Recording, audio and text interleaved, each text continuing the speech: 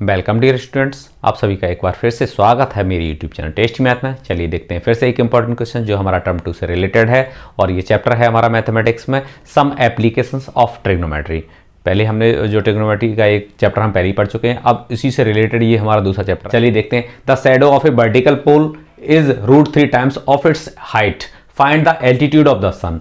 Altitude of sun क्या होता है? जो हॉरिजॉन्टल के साथ में सन जितना एंगल बनाता है उसको क्या कहते हैं? हम उसको एल्टीट्यूड ऑफ सन या उसको हम एंगल ऑफ एलिवेशन भी कह सकते हैं। ठीक है, तो जैसे जब भी कोई ऑब्जर्वर हमारा नीचे है और यहाँ ये कोई हाइट पे कोई चीज दिख रही है, यहाँ पे कोई पॉइंट है, तो यहाँ से अगर हम देखेंगे तो ये जो नीचे बनने वाला एंगल है, ऑब्जर्वर अगर हमारा नीचे से ऊपर की तरफ अपनी गर्दन उठा रहा है तो यहाँ पे जो एंगल बनेगा वो बोलेंगे angle of elevation, angle of elevation. और अगर ऑब्जर्वर यहां बैठा हुआ है तो वो हॉरिजॉन्टल के साथ में उसकी आईज जो एंगल बना रही हैं ये बोला जाएगा angle of depression, angle of depression,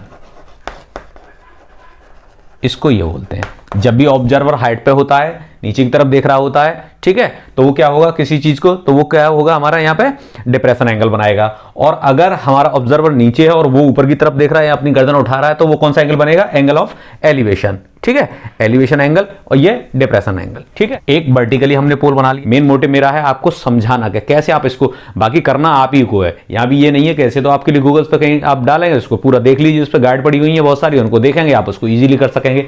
लेकिन मेन चीज क्या है, मेरा मकसद है आपको समझाना, आपके दिमाग में आ जाना चाहिए, कॉन्सेप्ट आपके दिमाग में बिल्कुल क्लियर होना चाहिए, पिक्चर आपके दिमाग में छप जानी चाहिए कि ये कैसे, इसको हम क्वेश्चन पढ़ते हैं कि इसको कैसे सॉल्व किया जाएगा। ठीक है, मेन मोटिव है आपके कॉन्सेप्ट को बिल्ड करना।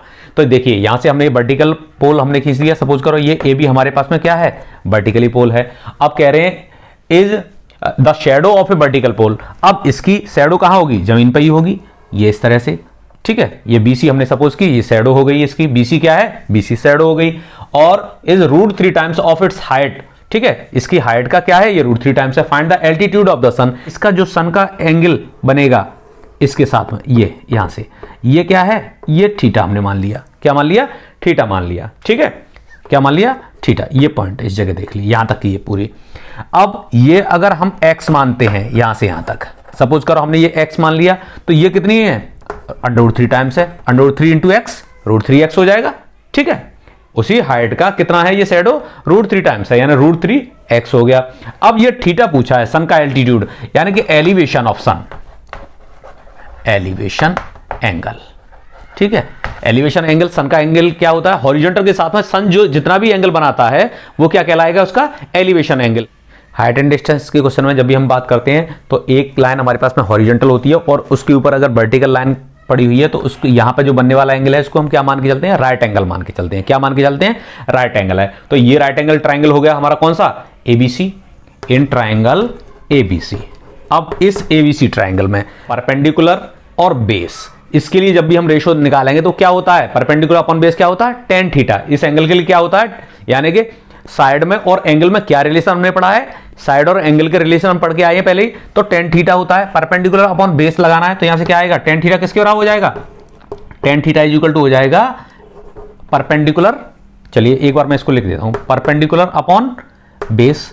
ये इस तरह से लिख सकते हैं। ये होता है कि नहीं होता है? और ये क्या हो जाएगा हमारे पास में? AB अपॉन किसका हो जाएगा? ये BC हो जाएगा, AB अपॉन BC। और यहां से tan थीटा, AB कितना है? x है, अपॉन में √3 इंटू एक्स होगा, x से x आप कैंसिल कर देंगे तो यहां से क्या बचेगा? tan theta is equal to 1 upon √3। अब ये बताइए tan थीटा की टेबल आपको याद हो तो 1 अपॉन √3 कितने डिग्री पे होता है? आपको याद होगा tan में 0 पे होता है, उसके बाद में 30 डिग्री पे 1 अपॉन √3 होता है, 45 पे कितना होता है? 1 होता है, और 60 पे √3 होता है, और 90 पहुंच जाते तो इनफाइनाइट या नॉट डिफाइंड होता है। ठीक है, तो यहां से थीटा कितना निकल आएगा? ये हो गया थीटा 30 डिग्री। कितने डिग्री हो गया?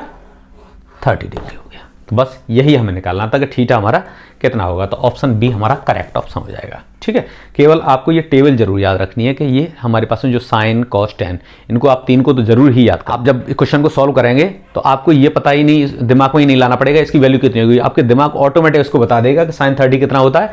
1/√3 होता है। तो 1/√3 अगर वैल्यू दे रखी है तो थीटा कितने डिग्री पे हो जाएगा? वो हो जाएगा 30 डिग्री पे। तो यहाँ से थीटा कितना आ गया? 30 डिग्री हो गया। ठीक है, तो ऑप्शन हमारे पास में बी करेक्ट ऑप्शन हो जाएगा। ठीक है, तो वैसे आपके में ऑप्शन नहीं आएंगे, लेकिन फिर भी मैं इसको लेके चल रहा हूँ।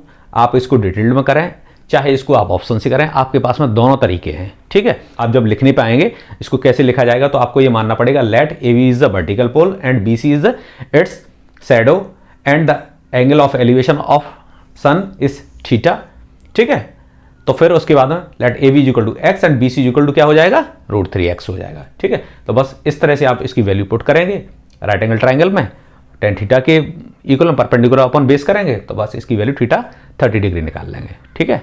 बहुत आसान है ये चैप्टर, इससे आसान चैप्टर आपको मिलेगा नहीं पूरे मैथमेटिक्स में, सबसे आसान चैप्टर है ये, ठीक है। लेकिन आप उसको कॉम्प्लिकेटेड बना देंगे तो आपके लिए बहुत मुश्किल है, वरना इससे आसान चैप्टर नहीं है, बहुत इजी है ट्रिग्नोमेट्री। लगता है लोगों को कि बहुत टिपिकल है, लेकिन ऐसा नहीं है। ट्रिग्नोमेट्री अगर जिस किसी की समझ में आ गई तो ये समझ लो कि उसको ट्रिग्नोमेट्री से इजी चैप्टर कोई भी नहीं लगेगा, ठीक है। तो बस इसी तरह के क्वेश्चन सीखने के लिए आप बने रहिए मेरे साथ, मेरे चैनल पर टेस्टी मैथ में। थैंक यू, जय हिंद।